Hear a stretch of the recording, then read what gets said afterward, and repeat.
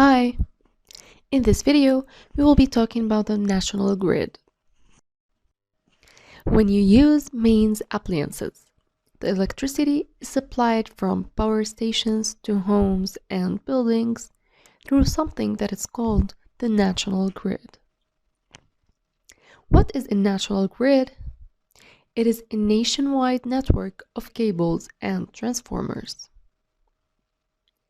Now, a typical power station would generate electricity at an alternating potential difference of about 25,000 volts.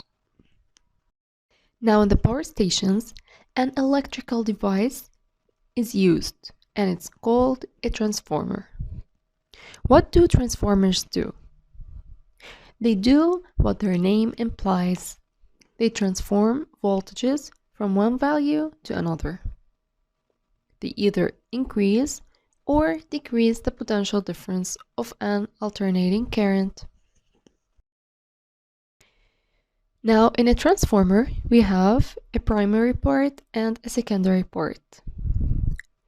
When the secondary currents are higher than its primary voltage, we call it a step-up transformer. And the step-up transformers are used at power stations to transfer electricity to the national grid. These transformers make the size of the alternating potential difference much bigger.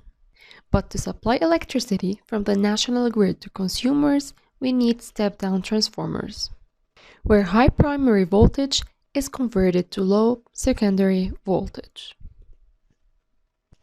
Now, by making the grid potential difference very large, much less current is needed to transfer the same amount of power.